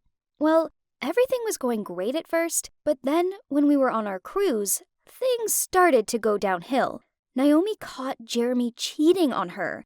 I found out my parents had filed for bankruptcy, and then to top it all off, I started receiving nasty hate mail forcing me to leave the mansion immediately. So one night, I decided to leave Plutus Heights. I clearly wasn't welcome there, but David spotted me leaving and made me come back home with him so that we could sort it all out. Everybody was so confused about why David had called an emergency meeting. No one had a clue what was going on. Mark saw me crying, so he rushed over to comfort me, and that's when David told everyone that I'd been receiving threats and hate mail over the past week, and that the person who'd written them had said I should leave the mansion ASAP. I looked around the room, and everyone was suddenly suspicious of each other. David spoke up and said, "Whoever wrote these letters is a coward, and I'm gonna find out which of you did it and kick you out. This kind of bullying is not acceptable at Plutus Heights. Lou, show them the letters." So I pulled the letters out of my bag and handed them around. Suddenly, Naomi said, "Could it be?" We all went silent and stared at her, waiting for her to finish the sentence, but she didn't say anything more. Mark got mad and said, "Just spit it out! Say it already!" Naomi continued, "I'm not sure, but a few days ago I went to Aaliyah's room to get my lipstick that she borrowed. I accidentally dropped it under her bed, and when I picked it up, I found a piece of paper with the letter E that looked like it had been cut out of a magazine or something. Now, looking at this letter, it looks pretty familiar. Aaliyah, it was you, wasn't it?" This made me so confused. "Naomi, do you know what you're talking about? How could it be Aaliyah?" But Naomi was adamant. "The evidence is all there, Lou." "I think this is some kind of misunderstanding," I said. "Aaliyah would never do that." Then suddenly, Aaliyah interrupted us. "Just stop it. Yes, it was me. I wrote those letters, okay? You act like you're some angel, but I've seen the real you.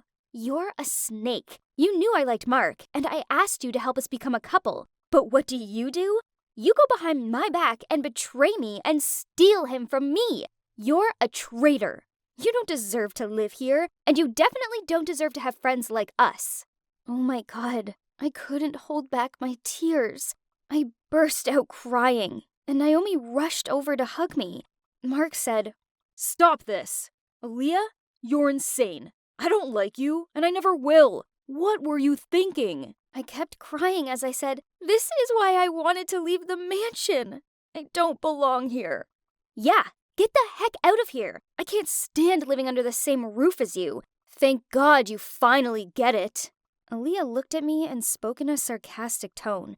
David suddenly stepped in and said, "The only person who needs to leave is you, Aaliyah. I can't believe how cruel you are. I vote that Aaliyah leaves the house right now. Who's with me?" Everybody raised their hands, except me. I was just standing there looking at the ground, wishing it would swallow me up. Then Mark said, "Okay, it's been decided. Aaliyah will leave Plutus Heights. Lou's staying." At that, Aaliyah lost it. "You traitors! You'll regret this!" she screamed. Then she left and went to her room, slamming the door behind her. We could hear her noisily packing up her room. Then she called her butler to pick her up. I couldn't believe it. How could she treat me like this? I thought we were close friends.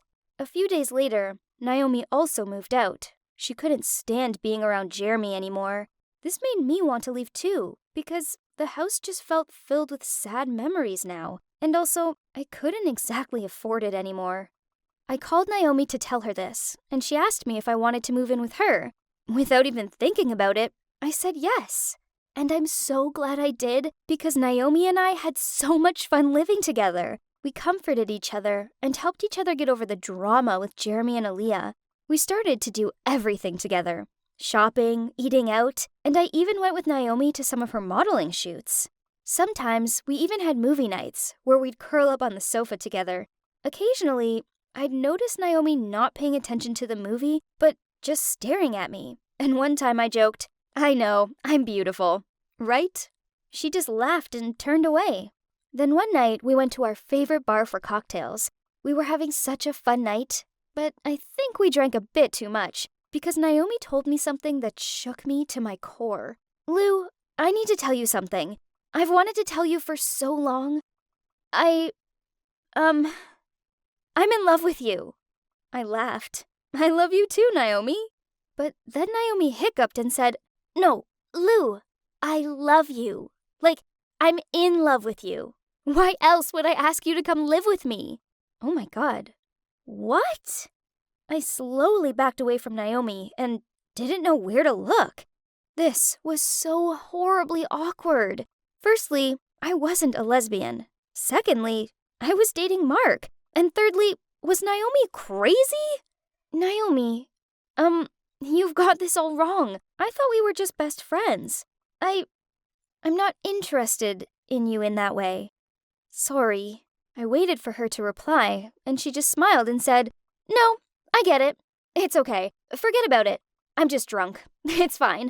We can still be friends, right? After that, we went home, and it was so awkward. All I wanted to do was go to bed and wake up and forget it ever happened. Lucky me, after that night, Naomi never mentioned it again. Maybe she knew I was feeling awkward, so she tried to be as cheerful and natural as possible. Even though our conversations were still a bit awkward, but that's okay. I really hoped that it was just a temporary feeling, and Naomi would quickly forget it so that we could remain close friends as we were now. And about Mark, ever since I'd moved in with Naomi, I hadn't seen him as much. Recently, we'd sometimes gone 3 or 4 days without even speaking, and when I called him, he'd often say he was busy and he'd call me back, but he never did. It seemed like there was something wrong, and it made me worried. Then, something terrible happened to our relationship on the day we were supposed to celebrate our 6-month anniversary. On that day, he took me to a fancy French restaurant, and out of surprise, we bumped into Mark's parents, who had just finished eating and were on their way out. Mark looked surprised to see them and said, Mom, Dad, what are you doing here? His dad spoke up and said, We just had dinner with some business partners. And who's this lovely lady? Aren't you going to introduce us? Mark said, Oh, right, sorry. This is Lou. Her family owns a chain of famous restaurants. Your favorite one, remember? Then his dad looked shocked and said, Hang on. Is she the daughter of the family who just went bankrupt? It was so awkward. Mark suddenly went bright red, and then his dad said, You don't really have a brain, do you? What are you doing hanging out with her? She's a nobody. She's got nothing left. A family like hers would just be a burden. Don't you care about your future? Then, to my astonishment, he looked at Mark with an absolute determination. Do you know how hard your mom and I worked so that you have a secured future? Break up with her immediately. Don't let me see you with her again. I didn't know how to react and just waited for Mark to stand up to his dad, but all he said was, Okay, Dad, I understand. I couldn't believe it. Then his dad said, Great, your mother will set you up on a blind date with a girl that is more worthy of you. Won't you, dear? Then they left and didn't even look at me. I was shaking with rage as I turned to Mark. Never in my life had anyone spoken about me like that before, right in front of me. And the worst part was that Mark hadn't even stood up for me. Not once. What just happened? Why didn't you stand up for me? How could you let him talk to me like that? He's such a... Mark didn't let me finish my sentence and interrupted me angrily, saying, Don't you dare. That's my dad. And anyway, what he said wasn't entirely wrong. I was fuming by this point. Oh my God, I can't believe this is happening. Don't I mean anything to you? You didn't even say no when he mentioned the blind date. Mark told me to calm down and said, Chill, Lou. It's just a blind date. I'll meet her to keep my parents happy, but obviously I'll reject her. You don't need to worry. I was shocked. Unbelievable! So, you just do everything to please your parents, don't you? Don't you have your own opinion? You're like a little sheep to them. Mark suddenly exploded and said, How dare you! I could see he was seriously angry because he gave me a look that I'd never seen before. I couldn't bear it, so I just rushed out of the restaurant in tears. He didn't even bother to chase after me. When I got home, I went straight to my room and buried myself under the covers. I'd never been so disappointed in my life. The way Mark just stood there as his dad badmouthed me and my family? How could he let him do this to me? That weekend, I wanted to try to forget about my sadness. I was sick of lying in bed feeling sorry for myself. So I asked Naomi, Will, and David if they wanted to go on a trip with me. David said we could go stay at his private resort. And so that's what we did. We played golf, got spa treatments, and went to the beach. It cheered me up a bit, but every time I thought about Mark, I got sad again. One evening, Will and I were lying on the beach watching the sunset. Naomi and David were down by the water, and she was doing some high-fashion poses while David took pics of her. Will turned to me and said, How are you feeling now? Better, I hope. I wasn't expecting him to ask me that, so I just said, What? Oh, yes. I'm feeling better, thanks. Much more relaxed. Then Will asked if he could share something with me, and I told him sure. I couldn't believe what he said. Lou, I think you should chat to Mark and ask him if he sees a future for the two of you. If he says no, then maybe you should move on. Hearing Will say that, another guy, it really made me question my relationship with Mark. I just assumed we'd be together forever, which was probably so dumb of me. What if Mark really didn't see a future for us? It was too much to even think about. I didn't want to lose him even though he'd hurt me so much by not standing up for me. I didn't know what to say. So I asked Will what he would do if he was in Mark's shoes. He looked at me and took a deep breath. Then he said, Honestly, Lou, if you were my girlfriend, I would have stood up for you no matter what. I'd never let anyone hurt you. Never. Then he looked me right in the eyes and didn't stop staring at me. I'd never seen him look at me like this before. What did it mean? Hi, it's me, Lou. I'm back again to tell you the next part of my story. Firstly, here's a quick refresher. So, in the last episode, I discovered that Aaliyah was responsible for all the hate mails. So she got asked to leave Plutus Heights. Then Naomi moved out too. So I moved in with her, and that's when she told me she was in love with me. Fortunately, after I politely rejected her, we could still be friends. As for things with Mark, we bumped into his parents in a French restaurant right on our 6-month anniversary, and his dad told him to break up with me. I hoped that he would protect me from his dad's insults, but no! Can you believe Mark didn't even stand up for me? I was so angry, and we started quarreling. Then I went on a trip with Naomi, David, and Will, where Will told me that if I was his girlfriend, he'd never let anyone hurt me. So that's a quick recap of the last episode. Now, are you ready for the next part of my story? When we got back from that trip, I felt much better because it reminded me how amazing and supportive my friends are. I kept thinking about what Will had said, that I had to go speak to Mark and see if he thought we had a future together. Maybe he was right. However, Mark and I hadn't even talked since then. In fact, he hadn't even tried to contact me. This silence made me exhausted. Although I couldn't forget what Mark's dad had said about me, I still loved Mark so much. And honestly, I missed him like crazy. I couldn't wait any longer, so eventually, I decided to just call him. When he answered, he sounded like he didn't even have time to speak to me, and his voice had such a cold tone. I found myself apologizing to him for what I'd said because it was not okay. Then I said I wanted to continue with our relationship and that we didn't need to worry about the future yet because we were still so young. Mark agreed, but he didn't say much, just that he was busy and would call me back later. Afterwards, I felt relieved. The Cold War between us had made me sad and miserable, but everything was going to be okay. And yet, I couldn't get his cold tone out of my head. Why was he acting so indifferent? Did he not love me anymore? A few weeks later, things weren't much better. I could count on one hand the amount of times Mark and I had seen each other because he was so busy with the company and the investment club. As for me, I had to study a lot before graduating so that I could help my parents. It was really frustrating. If I didn't call Mark, he wouldn't call me at all. I often looked at the cufflink that I'd found when he saved me and found myself getting lost in thoughts of the past. He used to call me all the time, no matter how busy he was. I missed that. Suddenly, I was so worried. It felt like our love was fading, and nothing could prevent it. If that really happened, how would I cope? One day, I called my dad to see if he was okay, and he sounded exhausted. Then he told me something that shocked me even more than the bankruptcy. Him and my mom were getting a divorce. I couldn't believe it. I asked him how this had happened, but he just sighed and told me that he wanted rest and would call me back later. And then he hung up. Eventually, I called my aunt, who was my dad's sister, to find out the truth. She said that my mom had been having an affair with a rich man who'd been my dad's partner for a long time because she couldn't stand this poverty anymore.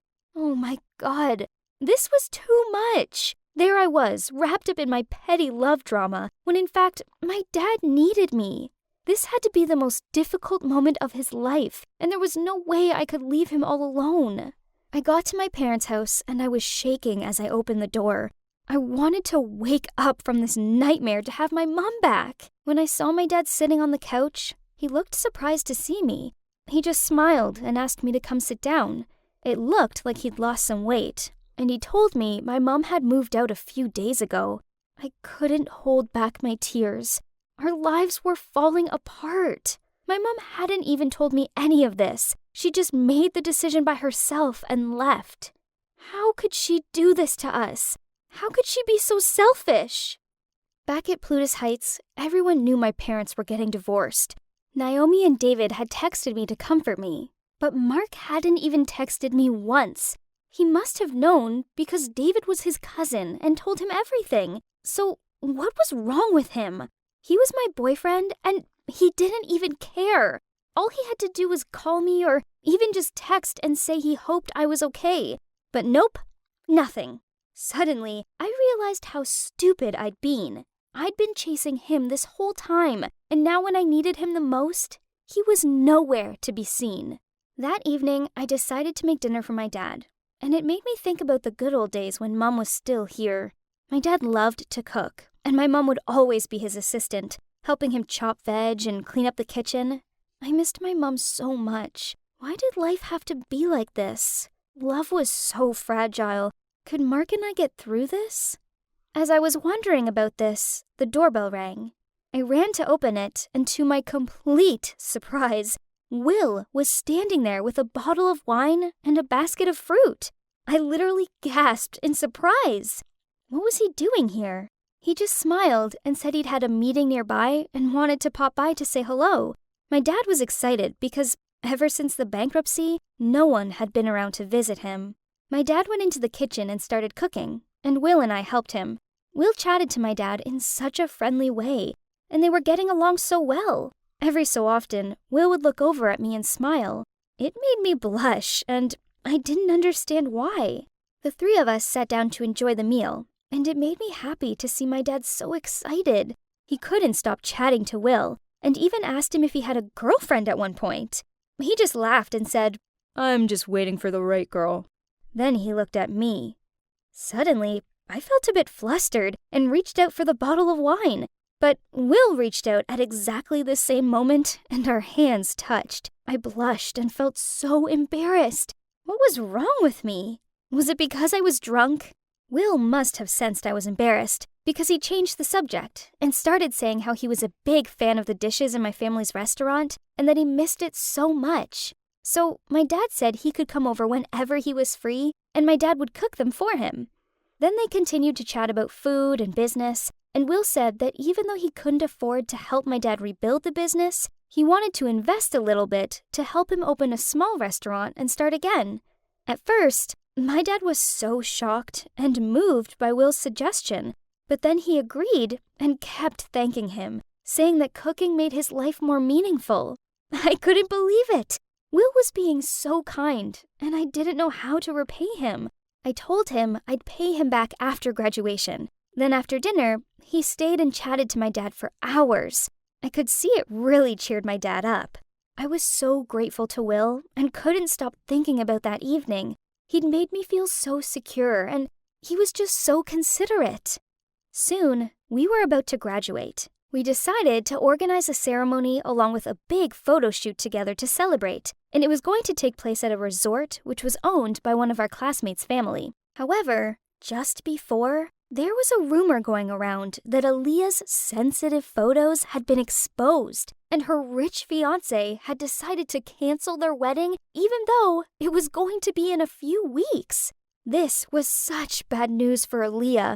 I wondered if she would come to the ceremony. Well, anyway, the ceremony day arrived, and tons of photographers had been hired.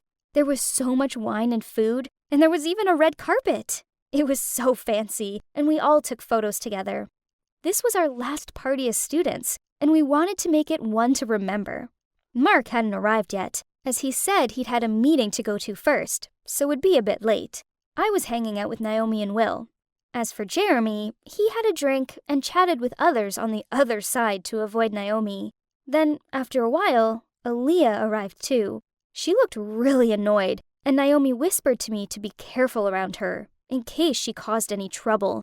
Well, not 1 minute later, Aaliyah was marching towards me.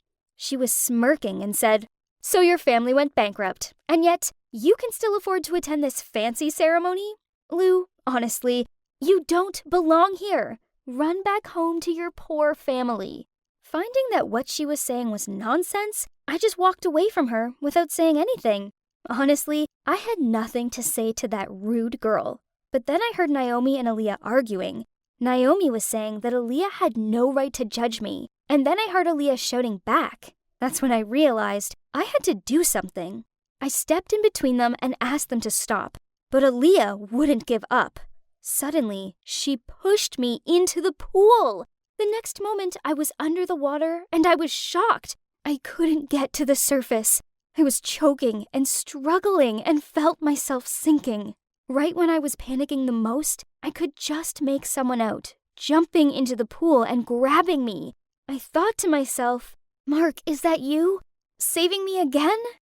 Then I passed out. As I opened my eyes, I saw a boy standing over me, soaking wet. He was calling my name, and he looked so worried. I was still so scared and was clutching onto his wrist. Then I saw something familiar, the cufflink. Is that Mark? I thought. But when I started to see more clearly, I realized it wasn't Mark. It was Will.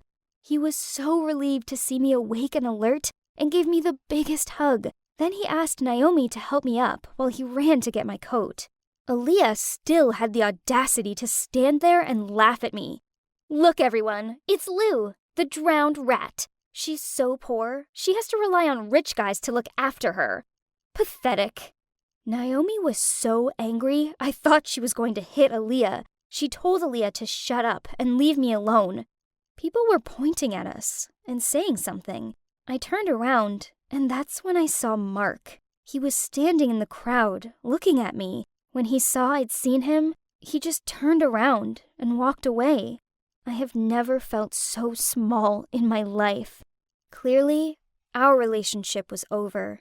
To make it worse, Aaliyah saw Mark leaving and said, "Like father, like daughter. Your mom left your dad, and Mark has left you. Serves you right. Who would want to be with a poor girl?" My heart was completely broken. Was Aaliyah right? Had Mark left me because I was poor now? What did it matter anyway? It was over. But there was something else on my mind. The cufflink. Had I mistaken Mark for Will? Was it Will that had saved me that day? In the background, I could still hear Aaliyah mocking me, but I just blocked it out. Naomi was hugging me, telling me everything was going to be okay, and then Will appeared and put my coat over my shoulders and said, "You don't need to worry about a thing." Then he took my hand, and we left that mess behind us.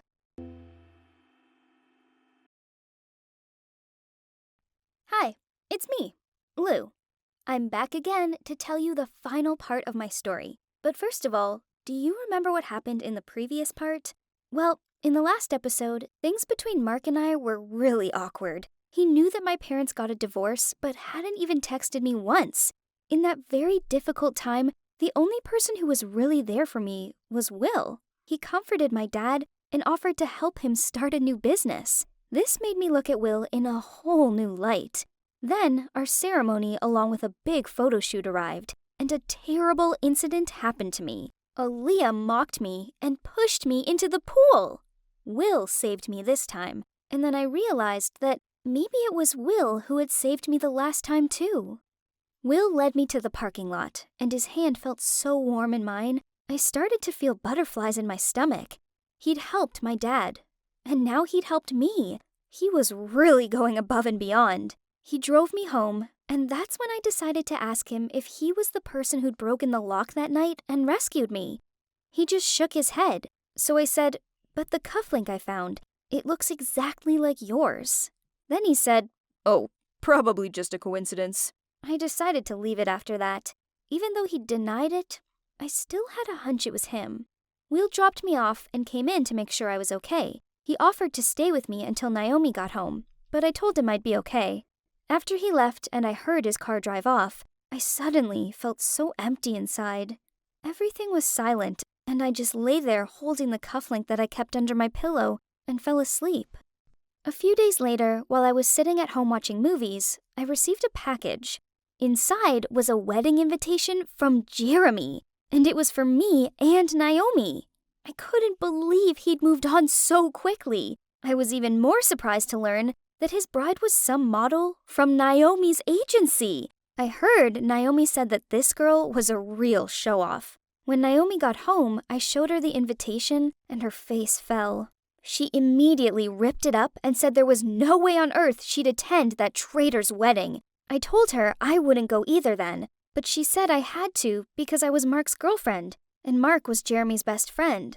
Was I, though? What was even going on with me and Mark?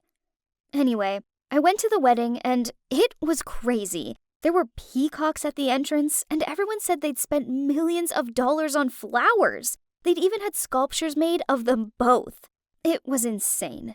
And the bride changed her dress 5 times. Obviously, I sat next to Mark, and Will was opposite me.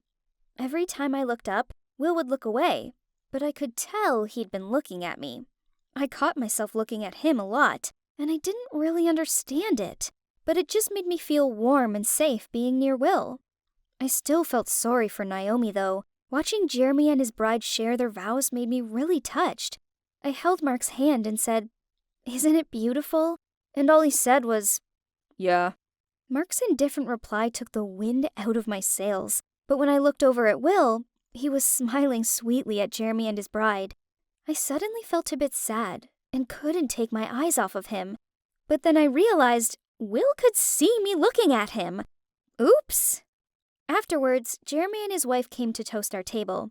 They actually made quite a cute couple, but when the bride realized Naomi wasn't here, she got quite upset and started crying. She was obviously a bit of a drama queen, as she said, "Everyone should be here to celebrate me!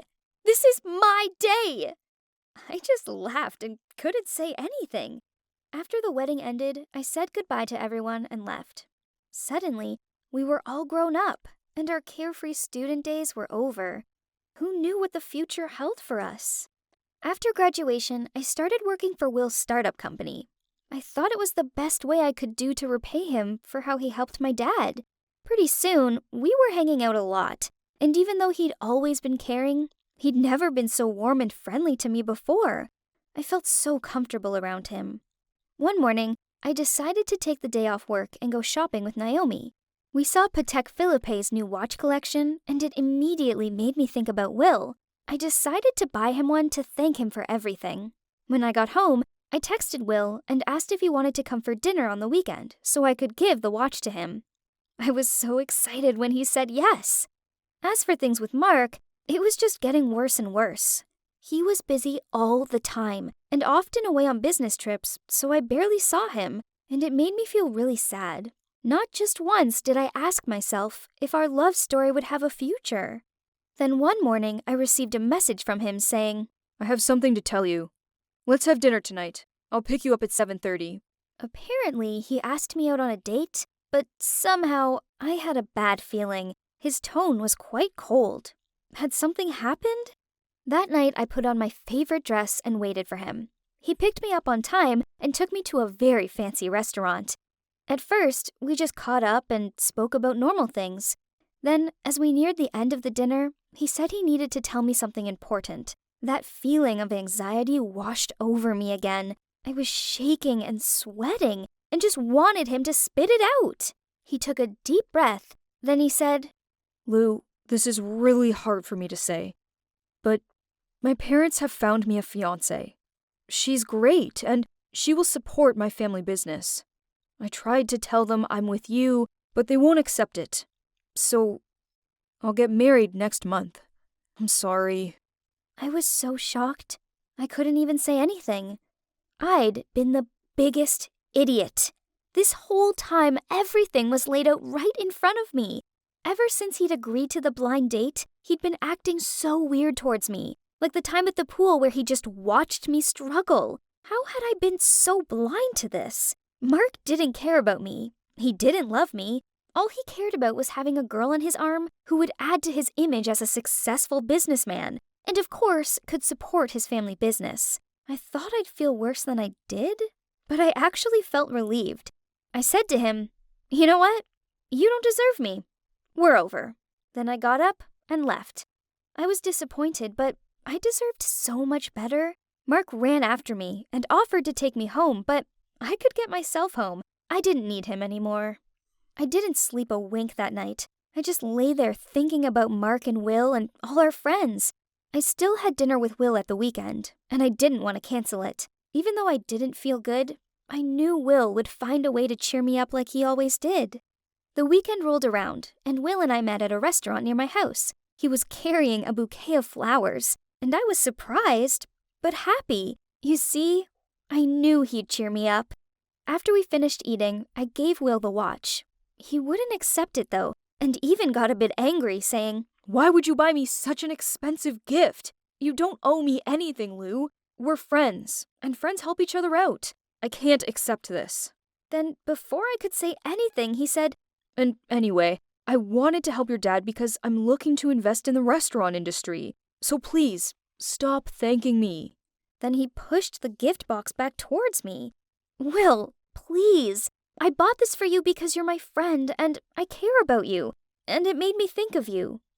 If you're my friend, you'll take it. He rolled his eyes and said, Fine, but you really didn't have to. After that, things were a little awkward, and Will asked me if I was okay. Yes, that moment, my heart was full of confidence. I decided it was better just to tell him. So I told him what had happened between me and Mark. He was surprised at first, but after a moment of silence, he suddenly looked at me, and he smiled, and it made me so confused. Then he said, Do you want to know a secret? Then he told me that he was the mysterious stranger that had broken the lock that day, and that the cufflink which I picked up was his. The M in this stood for his surname, Mitchell. Oh my God, I knew it! I mean, I hadn't even thought about his surname before, but it all made sense. Of course it was him. He said he'd kept it a secret because he'd learned that Naomi locked me in the room and he didn't want to cause any tension at Plutus Heights. Then he confessed that he'd had a secret crush on me ever since we watched the sunset together in a small corner in his mansion. But after that, he knew Mark liked me, so he'd kept his crush a secret and just protected me from afar. Until now, when he could finally tell me how he really felt. I can't say I was surprised. I mean, I always felt Will had feelings for me, and if I'm honest with myself, I had feelings for him too, but I hadn't even realized. After he confessed, he asked me if I wanted to date him. I didn't know what to say. I was so confused. We were in a romantic restaurant with a love song playing in the background. It all just felt too much. I sat there staring at him, and his eyes were so affectionate. Seeing my confusion, he just smiled and said, It's okay. Take your time. I'll wait for you. Then he took me home, and before I got out of the car, he grabbed my hand and kissed it. I quickly said goodbye to him and ran into the house. Then I lay down on my bed and thought about what Will had said, that he'd wait for me. I must have fallen asleep because the next moment I was dreaming of me and Will walking along the beach at sunset. The next morning, I woke up and I knew my answer. I texted Will and asked if he could meet me in the park near my house. As soon as I saw him, I looked in his eyes and said, "Will, I've always been looking for my knight in shining armor. Now I know it's you, and I will not miss this opportunity." He smiled brightly, hugged me tightly, and then kissed my forehead. Never had I felt so safe and warm with happiness overflowing in my heart. That's right, he was the one who saved me that day, the one who helped my family through difficult times, and also the one who has silently cared and protected me for so long. He was the guy who truly loved and cared about me. And ever since then, we've been an official couple, and I have never been happier than I am right now. I've finally found the love of my life, and life couldn't be sweeter. Thank you so much for listening to my story. Did you guess that I'd end up with Will? He was the one for me all along. It just took me some time to realize. But the best things are often the things worth waiting for. Right? Hello, my name is Louise, but everyone calls me Lou. From the outside, it probably looks like I have the most glamorous life. I come from a rich family. I go to a prominent private college in New York, and I live in a mansion called Plutus Heights with my group of friends. Sounds pretty epic, right? I mean, who wouldn't want to live with a bunch of rich kids? Well, just wait. So many unexpected things were about to happen to me, including my current dreamy boyfriend, and it all started the day I moved into Plutus Heights. Before I dive into all the crazy stuff that happened to me, let me tell you a bit more about myself. My parents run a super successful restaurant chain. From fast food joints to fine dining, they cover it all. Because of this, I've always been interested in the food industry, so that's why I chose to study economics and food industry management. However, there was just one small problem. I was still living at home with my parents, and I have a 5-year-old little brother, so it was pretty distracting. All my friends were living in their own fancy loft apartments, and I wanted that independent life too. Well, lucky for me, it was just around the corner. One day, my dad invited a business friend he'd met earlier that year over for dinner. He was big in the tech world, and my dad loved these kinds of networking dinners. This guy brought his family, and that's when I met Aaliyah. She was the same age as me, and we had so much in common. In fact, she even studied at the same college as me. The best part was that when my dad mentioned that he was looking for a place for me to start living independently, Aaliyah suddenly said, "Lou, oh my God, you should totally move into the mansion I live in." This was what I wanted. I was so scared my parents would say no, but actually, they were totally on board. I think they realized it was time I had my own space. Finally, the day came to move into Plutus Heights. I couldn't believe it when we pulled up outside it. It looked like a palace. Honestly, it was like something out of a European fairy tale. There were pillars and even 2 white lions by the front door. It was crazy. I seriously expected a butler to appear. Aaliyah was waiting by the door for me and gave me the grand tour. I think my jaw almost hit the marble floor. Who would have thought that this mansion was for students to live? The entire interior of this mansion was very luxurious and splendid, but the more she showed me, the more I started to feel uncomfortable. These fancy things just didn't fit me. I wasn't into showing off at all, but it seemed like this palace was built for that reason. But what could I do? I was already there, so I guess I just have to get used to it. As Aaliyah showed me around, she told me about the other students who lived there. Jeremy, Will, and Mark were the 3 guys who owned the place. Well, their parents owned it, but technically it was theirs now. They were all best friends, and Jeremy's girlfriend Naomi also lived there. But Naomi had been uncomfortable with being the only girl, so she'd asked Aaliyah to move in too. Aaliyah's family weren't exactly over the moon about her living with 3 boys and a couple, so they felt much better now knowing that I was going to be living there too. Weirdly enough, my parents were fine about the fact I'd be living with 3 boys, and after a few days living here, I realized that it was totally fine too, because I barely had any contact with the others. It was only after a few months when they threw a welcome party for a newbie called David that I really got to know them. David was Mark's cousin and had just enrolled at our college, majoring in business management. Aaliyah told me that David was quite an extravagant person and came from a seriously rich family. So he thought the first must-do thing was throwing a welcome party for him. I almost laughed. He must be very famous, or really desired to be famous. But to be honest, I'd have hated flashy parties anyway.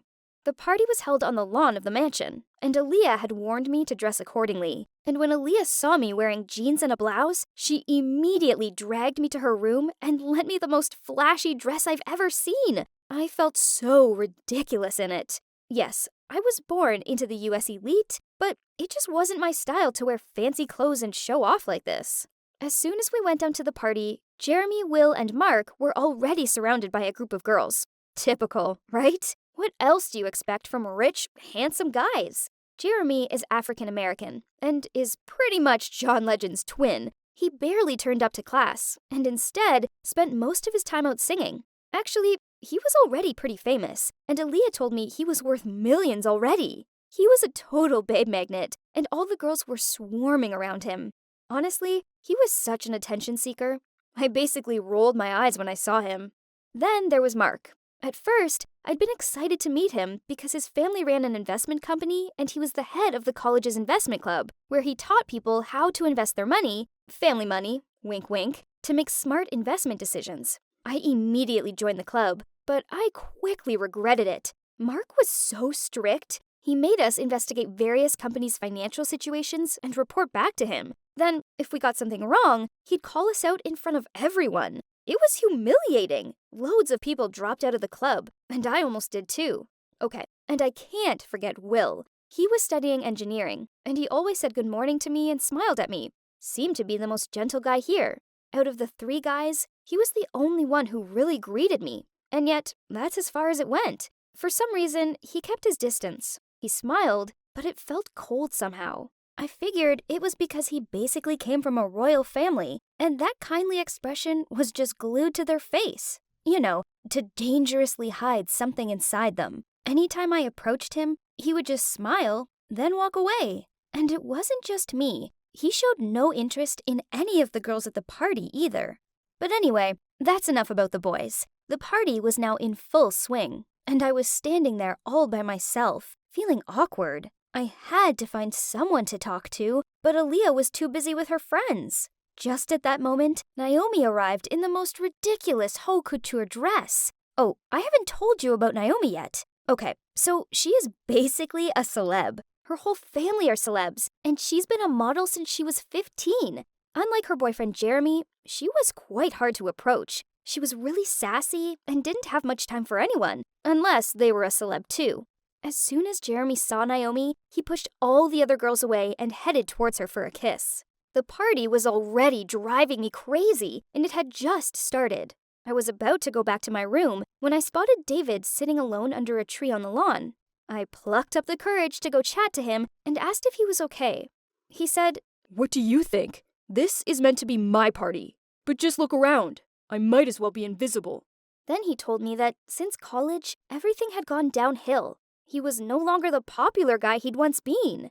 I was about to sit down next to him and comfort him when all of a sudden, something smashed. I quickly turned around, and there were 2 girls standing there with shards of a porcelain statue around their feet. The whole party had gone silent, and everyone was just staring in shock. One of the girls came right up to David and yelled out, "You think it's okay to just dump my friend by text and then move right on to the next girl?" David just grinned and said, She just couldn't satisfy me anymore. Then the friend of his ex shouted, "Oh boy, you couldn't afford her. What are you expecting?" At that, David went bright red and shouted, "There's nothing I can't afford."